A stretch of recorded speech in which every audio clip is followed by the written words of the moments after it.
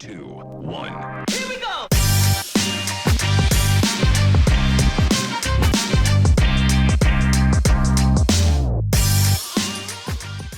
Welcome to Advisors of Influence, a podcast for growth-minded independent advisors that want to expand their influence and make a meaningful impact in the areas of life that matter most to them.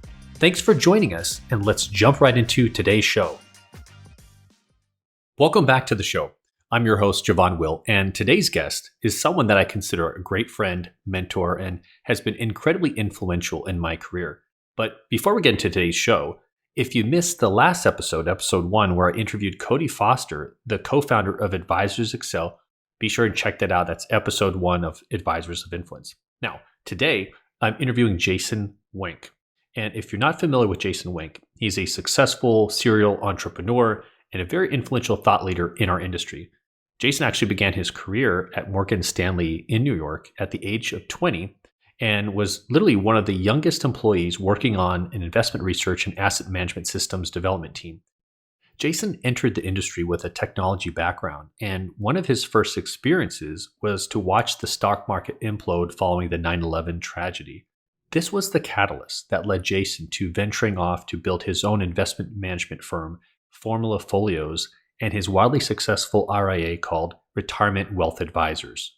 Jason's latest venture is called Altruist, which is a fully digital brokerage platform with commission-free trading. And Altruist is on a mission to make investing fair for everyone, allowing real people to earn more while paying less.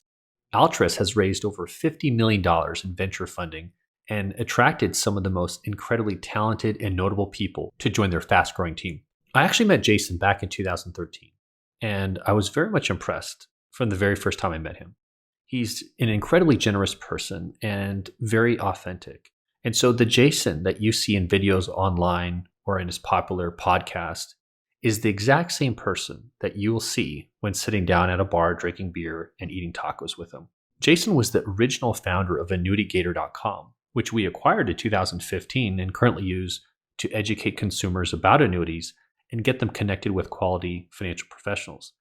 On a personal level, when I found myself in some tough times in business and financially speaking, Jason provided some business opportunities for myself and my partner Fernando that gave us the runway to be able to build and run the business that we have today. It's an honor and privilege for me to welcome Jason Wenk to the show today, and we're going to cover everything from how to grow your practice during this pandemic to how to prioritize physical health and fitness while building your business. Please welcome Jason Wenk. All right, Jason. Well, welcome to the show. Glad to have you here with us, man. Appreciate it. I could not be more excited. It's been a long time since we've had a chance to have this type of conversation, Jovan. So absolutely. Excellent. All right. So let's jump right into it. But for those people that don't know who you are, who is Jason Wenk? Well, I'm a longtime friend of Jovan Will and his entire team. No, I think the more answer you're probably looking for is I'm the founder and CEO of Altruist, which is a fintech company. We're a digital custodian for independent financial advisors. I've spent 20 years basically trying to make financial advice better and more affordable and more accessible. So lots of different ventures along the way. A husband, a dad, and someone who deeply cares about trying to leave the world a little better than I found it. So that's the 45 seconds. Excellent. And both you and I have a new baby as of recently. So congrats on that. And Thank you. To watch both kids growing up around the same time. But yeah, why don't we pivot over to Altruist just a bit? I know Altruist has been making a lot of waves in the news. I've been following you guys, following your podcast, and we'll put some links in the show notes for other people to check it out. But maybe you could just share with folks out here today and advisors, what really is Altruist out to accomplish? I'd be happy to. Yeah. So really the idea came about a long time ago, but I'd say that the slightly longer story, but I'll keep it kind of condensed, is I started my first RIA in 2004. And back then there were very few RIA firms in the country compared to how many there are today. There maybe was a few thousand nationwide back then, whereas today there's close to 40,000. And it was not very easy to start one back then, but it's actually just gotten more complex, more expensive, more complicated to run them instead of getting better. But I remember that very first experience. The first thing I had to do was find a custodian. I had to find a place to open accounts so that my clients could deposit money in. I could trade those accounts, right? Bill on those accounts. And so step one was find a custodian. And the big players back then were Charles Schwab and Fidelity. They're still the two largest players today. There was sort of an upstart back then, this was so long ago that upstart was called TD Waterhouse, which had been around a while as a discount broker, but their institutional RIA business wasn't that old. They eventually became TD Ameritrade, and then obviously people most know now that they've been acquired by Charles Schwab. But I couldn't get Schwab or Fidelity to even take my call, right? I was a startup RIA, no clients, no assets. They had zero interest in me, the big firms. Waterhouse would take my call, and they eventually gave me a contract where I could, have a custodial relationship. I was a state registered RIA based in Michigan, and again with no clients, no assets to start. And I remember talking to I guess it'd be like the equivalent of like a relationship manager or sales rep, and I was like, okay, cool, I've got this. Now I need to get some training on the platform. So how do I manage my client portfolios? How do I bill on client portfolios? Like, what's the best way to open accounts? And 17 years ago, you were using, fillable PDFs, which by the way is the same as it is today. Now you can get them DocuSign, but it's basically this is stage one Neanderthalic, kind of evolution, if you will, in 17 years. Trading was, again, pretty clunky. They had just, not long after I started working with them, they acquired iRebal, rebalancing solution, but super complicated, hard, and kind of clunky to work with. But, at least they had something. And when asked about how can I tell my clients what their performance is? They literally wouldn't, the custodians couldn't do that. And they still can't, right? 17 years, 18 years later. So they then turned me on to their affinity center, where I could go and buy software for things like fee billing, performance reporting, a client portal. And I kept thinking, right, over all these years, these things should just all be together. It shouldn't be that I have to cobble together a tech stack and have staff dedicated just to running rebalancing or fee billing or performance reports and things like that. It should just be very much automatic. But I got busy running a firm, growing the firm, and accepting sort of the status quo, and had a lot of success, even though there wasn't a lot of evolution. It wasn't really until I'd say 2012, 13, 14, when companies like Betterment started to pop up. And by 2015, 16, companies like Robinhood started to pop up, that the frustration really boiled over, because I was sitting here going, man, clients could go on their phone and in 2 minutes or less open and fund and trade an account. But yet, if you want to hire a financial advisor, you're talking a 30-day onboarding process, between account opening and funding and getting things set up.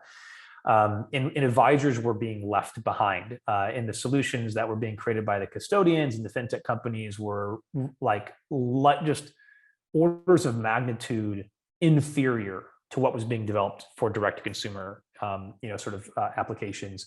And that's how Altra started. It really was just again, a lot of years of working in the space, being frustrated. And I really saw this future where advisors should be really easy. So there shouldn't be minimums. So Altra says no minimum. Any advisor at any stage can go launch. There's no cost. First 100 accounts are free, so we can help early stage advisors get up and running without having a big barrier for entry. All the key software is integrated, so you don't have to have separate vendors for performance reports. And we have a beautiful mobile app. It's a fully digital client experience that's on par or superior to any of the leading consumer fintech trading apps and robo-advisors. And it's a ton of fun to use. Clients actually really love it. Advisors really love using it. In a lot of ways, again, this is that culmination of a lot of years. The vision was, how do we make advice better? How do we make it more affordable? How do we make it more inclusive? And to do that, we started with a technology platform that took a ton of the barriers to starting and launching and scaling a independent advisory practice. Just took those barriers completely down, made it really frictionless. So it's a long-winded, kind of how did we get here? What do we do? But in a nutshell, we're a custodian for RIA firms that has all the key software integrated. But telling a little bit of backstory is more helpful. I appreciate you sharing the mission in terms of where Altruist is headed and what led to that decision. What I'd really like for you to really walk us through, and I know you guys have your own podcast. You're also launching another podcast, and so you've been able to bear witness to some of the most successful advisors in the industry.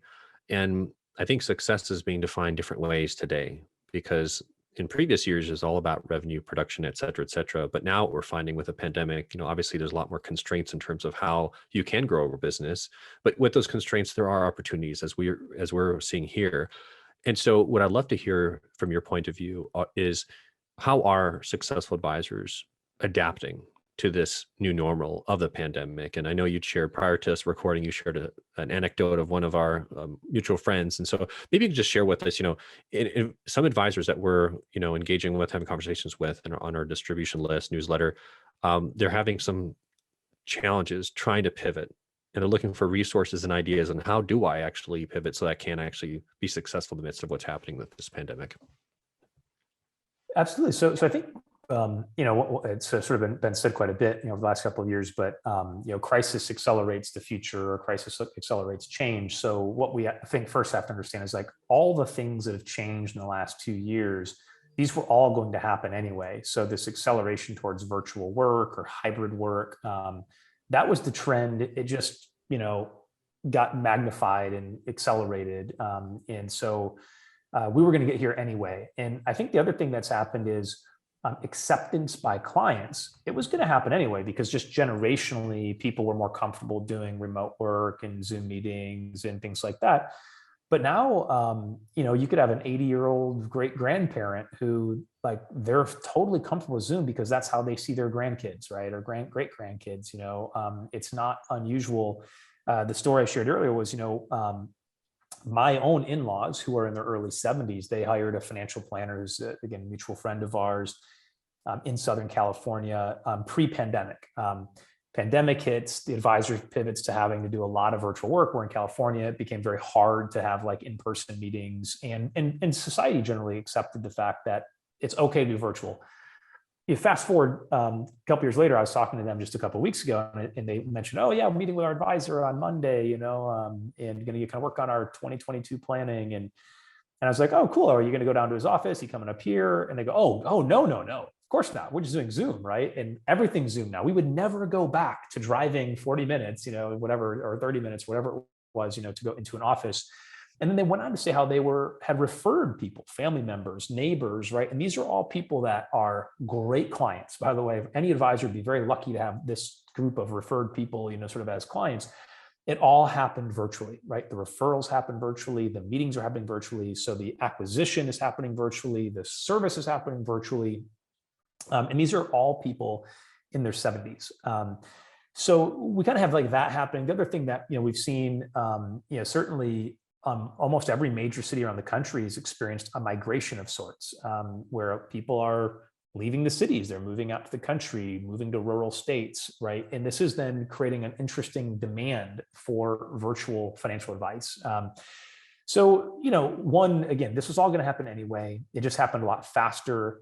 I don't think that we're all going to live in the metaverse, forever, right? I think, like, we will, but I do think, like, look, the norm, and it was always going to be this way, was something hybrid.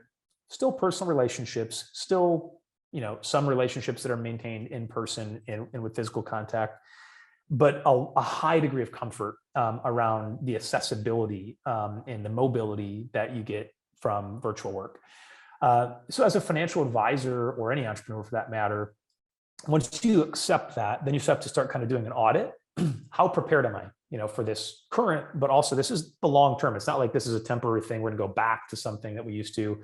If you do that, you will probably be in a difficult spot in 10 or 15 years. The demographics do not support the idea that you can work with, 75-year-olds for the next 30 years. Some maybe, most of them you won't, right? The average life expectancy is still only, I think, 78 or 79 years old in the United States. So, we have to come to grips with the fact that we've got maybe 10 to 15 years left of, like, a high percentage of society still being comfortable in person.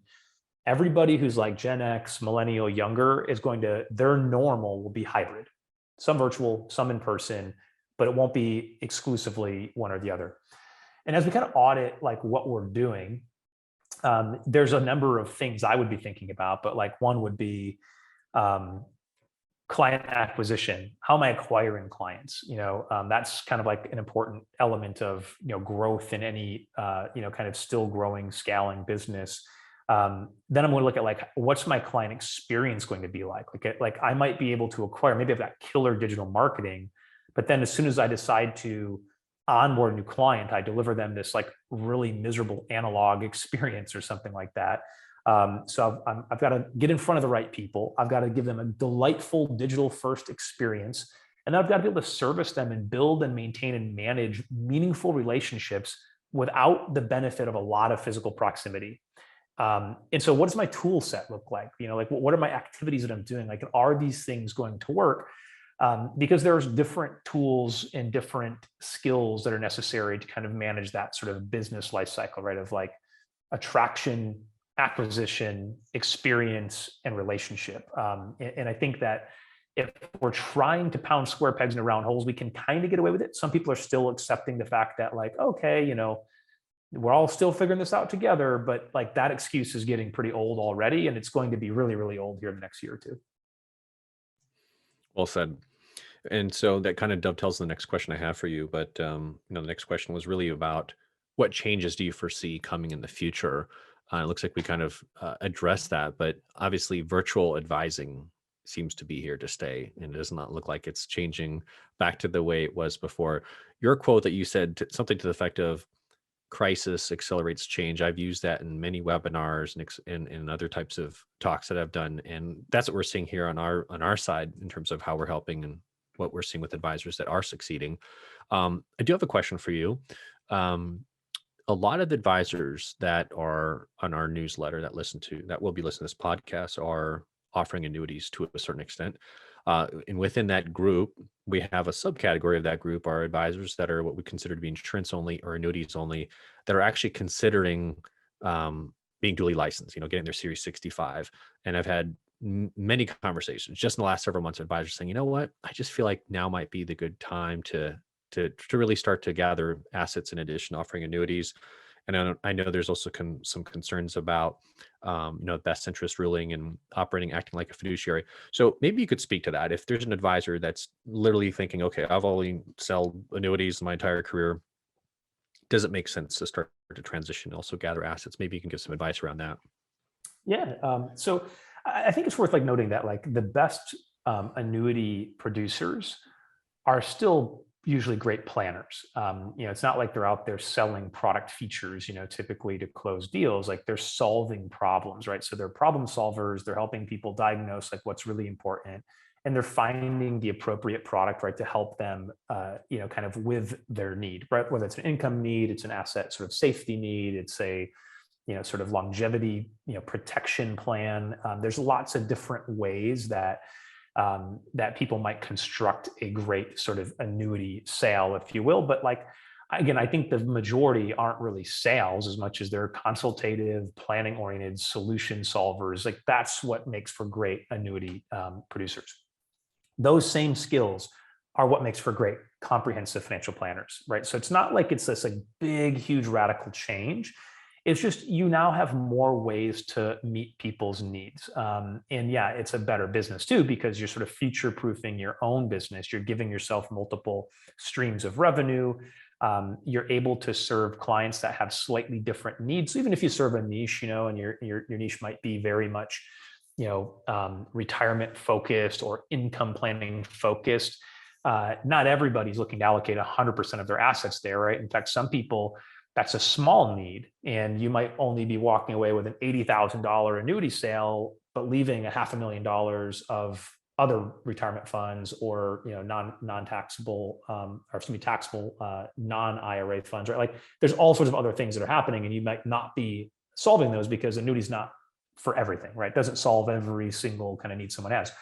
So again, it's not if you're just selling products, again, that means that might be part of why, if you're not selling high volume, well, that's probably the cause, right? You got to get better at like solving people's problems, and being a great listener and being more consultative and being more specialized. But again, you can do those things as a comprehensive planner. And I think that right now, what people really want is just someone that they trust. And again, once you've earned trust, how you deploy that trust is highly variable, right? And I'm not here to say that there's like one way that's the best way. I've always been a fan. I think I've been in this business a long enough time. I've been very close to the insurance and annuity world. I've always felt like the best solution is that people should be duly licensed. They should have an insurance license. I think they should have a Series 65, be either part of an RIA or have their own RIA. This just gives them the ability to look at a prospective client and tell them, like, very genuinely, um, you know, I don't know what the number one best way to solve your problems are, but my job is to find out exactly what those, whether they're problems or goals or ambitions, and then craft a bespoke solution that's perfectly suited for you to meet your needs, right? If you start doing that, um, the relationship changes a lot, right? Like you very much do. It's not a salesy thing that happens. It's like you're solving problems thing that happens.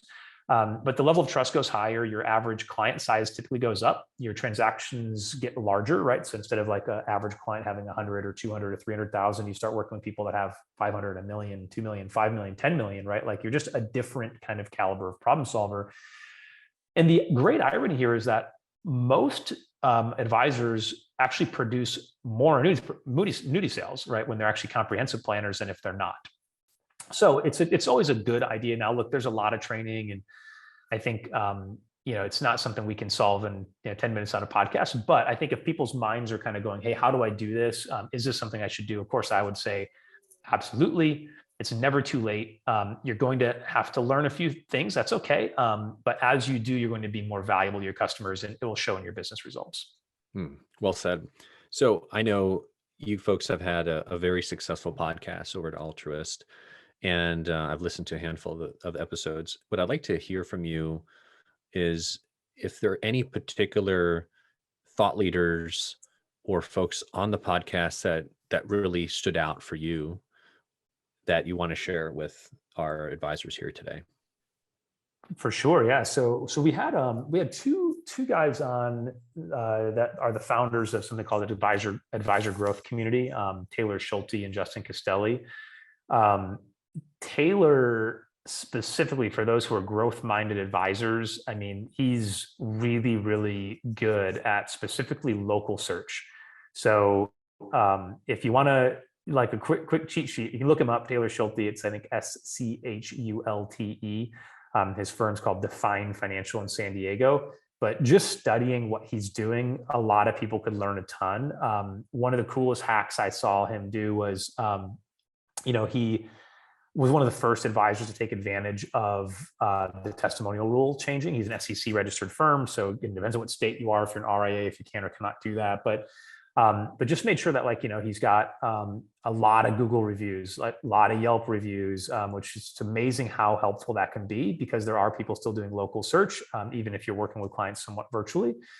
But the other thing he did that was really, really cool is if you just search for like San Diego financial planner, the guy just owns Google for that. And like, that's a major market, and those are very wealthy people. And one of the hacks that he used was he actually just bought the domain name, something like, top 10 San Diego financial advisors.com or something like that.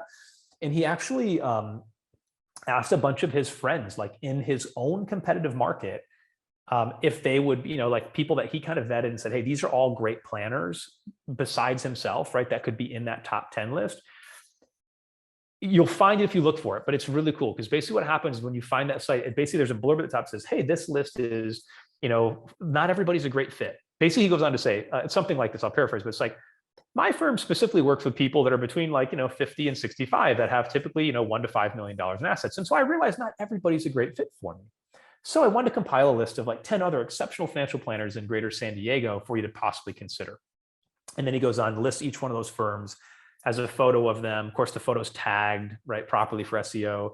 He's got a couple paragraphs description of the firm, and he's got all 10 of them there. Now, I hope Taylor doesn't mind me sharing a secret here, but like the secret sauce, I picked it up right away. I'm like, this means when people in his community search for those other advisors, they're actually finding that page.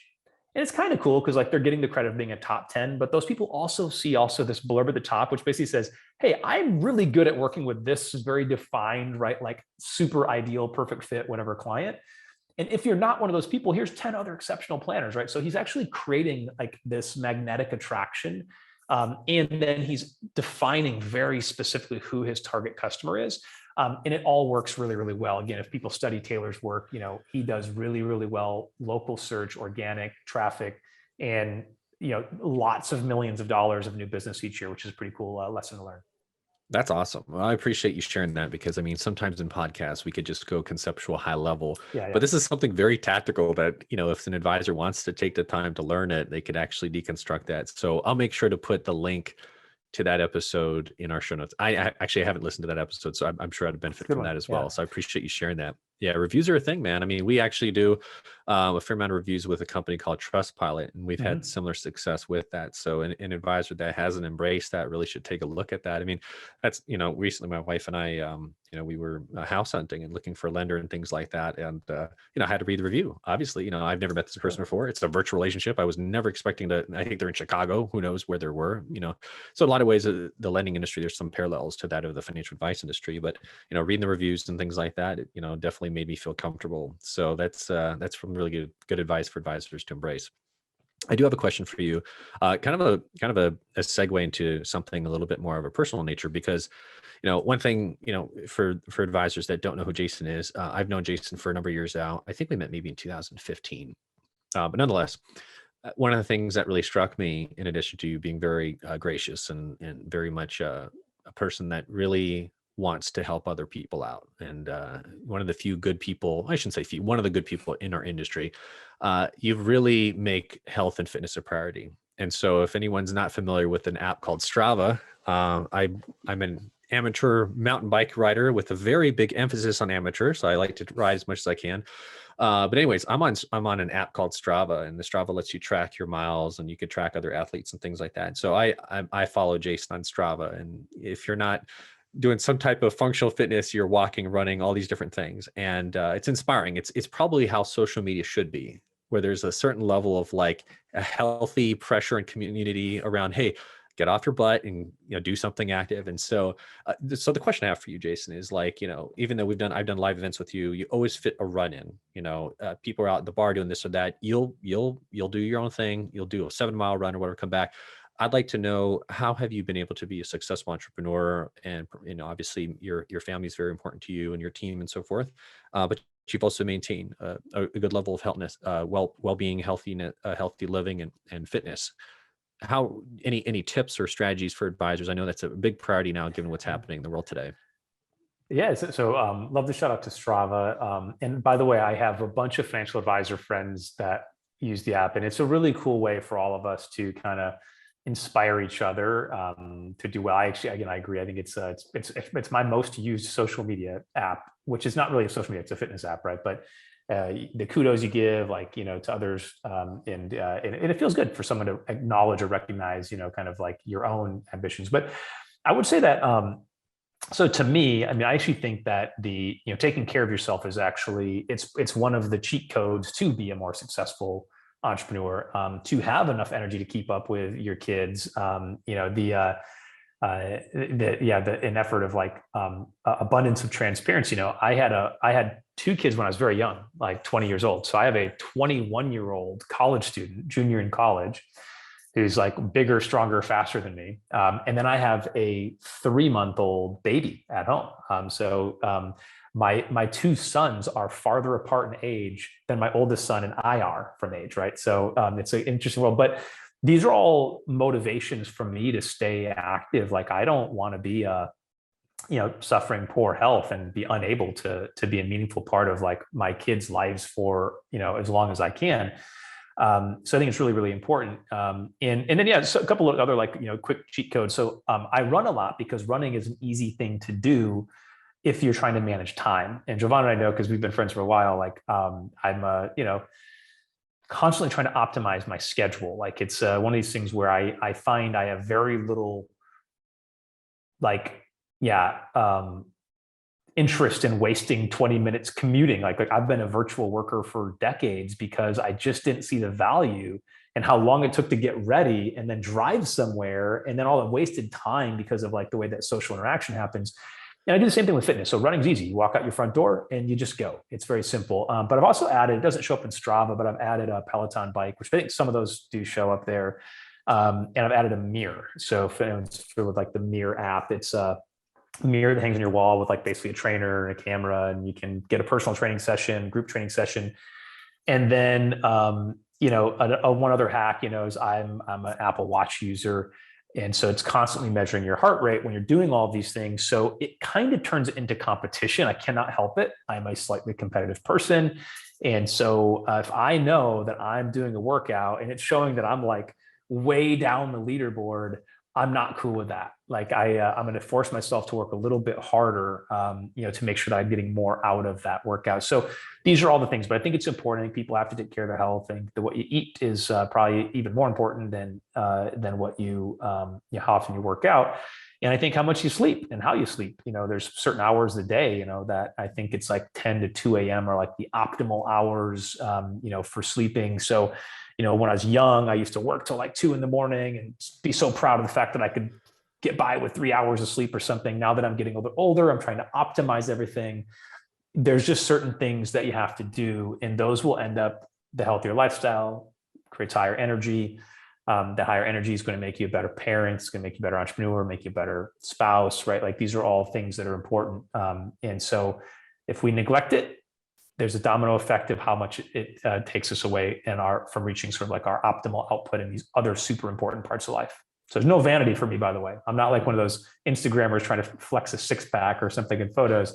It's just all about being healthy. And then that health makes every other part of your life so much better. I appreciate you sharing that. I'd say the two hacks that I've used over the last 6 to 12 months have been really helpful. First is getting meal prep service has been a game changer. So when willpower is low, I'm done working, instead of ordering a pizza, this or that, we've got meals that have been created that are healthy. I know the macros, the calories. And so I think any local market typically has that. And the funny thing is it's actually a lot more affordable than actually ordering food in from DoorDash and these other places. That's been one hack that's been really helpful for myself and my wife. And then the second thing is I built a home gym. So not everyone has a space to do that, but I went out to roguefitness.com, went to town, and their consultants, you give them a call. They really can help you determine what type of setup that you want. And not having to drive to a gym has been like huge, just like you said. It's just amazing the amount of time you spend getting to the gym, driving there. And then if you meet someone that all of a sudden that 15-minute conversation just ate up half my workout. So anyways, I appreciate you sharing that. I know we're almost out of time, so I got a few more questions as we finish up this interview, and I appreciate you being gracious to be transparent and share. The first question we have is for folks to get to know you on a personal level, and here's a question: what surprises people about you, Jason, after they have gotten to know you? Wow, that's kind of deep. I mean, it's hard to answer that without sounding like self-righteous or something, I guess. But you have permission to be. Let's put humility aside. Please, just be unleash. Well, I think that might be the thing that surprises people the most is that I was born and raised in the Midwest to a hardworking single mother. My dad was alive, but just not around a whole lot. And so. We have it's a cliche thing, but we have Midwest values, and people are Midwest nice, and so I guess as I get older, I guess I'd be lying if I said I didn't recognize. I've been very fortunate, become quite successful, I guess, by different measures, but try to never change. I'm the same person I've been for 20 some years, and I think that like my adult life that is, and I hope when people meet, they kind of go, oh, wow, like I didn't expect it to be, so humble. And I think that's really, really important is that we never, ever let our success go to our heads. And I've got a wife who constantly keeps me in check on that front. So I could think I was, whatever, I could win 1,500 advisor industry awards, and she'd make sure that I knew what was really important. It's not that stuff, So I think those are really, really important kind of things to keep in balance. But yeah, I think, there's probably a bunch more, I suppose. But in the end, I find like that if you can meet anybody that you might think you'd be intimidated by, and you walk away being like, wow, like that was like such an incredibly like nice person. Like that's what I aspire to be like. And hopefully I surprise a few people in that way. That's really good. Next question. What do you believe differently now than what you believed as your 20-year-old self? Well, I believe like opportunity is a lot larger. I think, I remember vividly, and so I can relate to someone if they're if they're at any point in their life and they're kind of like, man, if I just had, I remember like literally like in my 20s being like, if I could just figure out a way to have like 500 extra dollars, because I was living so like, hand to mouth, paycheck to paycheck, like living in my overdraft. Like being an entrepreneur was not an easy path. I had no money in my family, nobody to lend me anything. I had to bootstrap it from nothing. And it was really, really hard. And because of that, I also had a little bit limiting views. Like I had this, like, because I felt like if only something, again, that was actually very simple could happen, it could change my life, which is true. I never would have dreamed like, hey, could I do something that could change an entire industry? Could I do something that could legitimately affect 1 million or more people's lives? Could I create thousands of incredible jobs? Could I inspire like my kids or other young people to go do things that are way beyond what I ever thought was possible at those ages?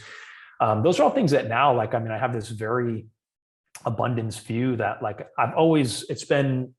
it's been compounding for 20 years, I guess is a good way to think about it. And so when I tackle a problem today, it's a legacy problem. It's something that I want it to be really, really, really important and meaningful and like world changing, I suppose, and like, I guess I didn't have that kind of confidence or arrogance when I was 20. I'm kind of glad I didn't, but that's definitely the biggest thing that's changed is like a lot is possible no matter where you're from or how little resources you have at any point in your life. Like it is real. Like there's a manifestation of sorts and a lot of luck and hard work along the way, but there's immense opportunity out there. Wow, that's some deep stuff, man. I appreciate. I think that's a great way to end our interview today. Selfishly, I scheduled this because I wanted to get access to hear the latest and what's going on, and you did not disappoint. So I do appreciate you sharing that. And I think having that level of that mindset of abundance and seeing opportunity, and for me, on a personal level, now that I have a son, it's my firstborn child, I am thinking a lot more about legacy. I am thinking a lot more about how do I want to be remembered? And, I think if anything in the midst of, not to sound too morbid, but what the pandemic has done in a lot of ways, I think it's helped me confront my own mortality. I'm sure everybody listening today knows somebody, friend, family member, acquaintance that's been affected or unfortunately has lost their life due to the pandemic. And so I've been a lot more intentional about trying to be as grateful as possible, trying to let people I know, my parents and those folks that may be more vulnerable to COVID, to let them know how much I appreciate them, how much I love them. So I appreciate you sharing. Thank you for your transparency. You're always gracious from that standpoint to be able to share and just be real, be vulnerable. And so as we round out the interview in our show today, folks probably want to connect with you. And I think you literally inspired me again on Twitter, man. I've never been a person on Twitter. But as over the last year or so, I'm not actively posting yet. Someday I'm sure I'll get the courage to do so. But I follow your stuff, and I follow a number of folks. I looked at who you're following, and I started to follow in kind. And so I would really encourage anyone. Twitter has become a gold mine for amazing free content. And so, anyways, how can advisors or people that listen to our show today connect with you? What's the best way to hear from Jason Wenk? Yeah, again, I'm pretty reclusive in most things. I'm not on like Facebook or places like that, although they're fantastic for a lot of people. I just, I'm protective of my time. So, but Twitter, you're right. At Jason Wenk, it's pretty straightforward, just first name, last name, and it's WENK for the last name. And I'm on there, a bit. So try to share some kind of the latest thoughts and happenings. And to your point, there's a lot of really good stuff. There's some really incredible. The term's a bit overused, but thought leaders, but people who are like exceptional, at executing like really big, ambitious like marketing plans or sales strategies, right? And like it's free. They'll create these threads with resources, and it's really, really cool. So there's a lot you can learn if you use the right way. There's also a bunch of toxic negativity and imposter syndrome and stuff that can happen. So check yourself. And then join Jovan and I on Strava, right? We'd be happy to.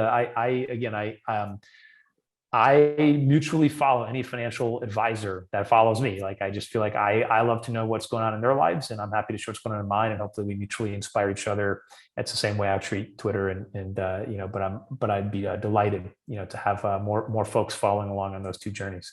And of course, go to altruist.com, right? You want to learn more about what we're doing, check it out. There's also some if you're a fan of Jovan and Fernando and the whole team, then you know that it's a good idea to study other companies' marketing. Don't copy it, study it. A lot you can learn from it. I would say most advisors can learn a lot, from the marketing at Altruist. So check it out. See how we do what we do. There's a lot of wisdom just in kind of learning. And obviously, if you like what you see, of course, we'd be delighted to talk to you about the platform. But yeah, that's where you can find me. Excellent. Well, we appreciate your time, Jason. Thanks for joining us on Advisors of Influence. Hopefully we can have you as a future guest in the months ahead. So thanks again. All right. We'll talk soon. Bye for now.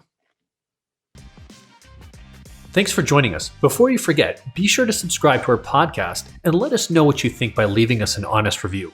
If there's any other topics or guests you'd like on the show, feel free to let me know. Want to learn more about how to grow a financial practice with just an internet connection and a cell phone? Visit us at advisorinternetmarketing.com/grow to learn more. Again, that's advisorinternetmarketing.com/grow. That's all for now. We'll see you next time.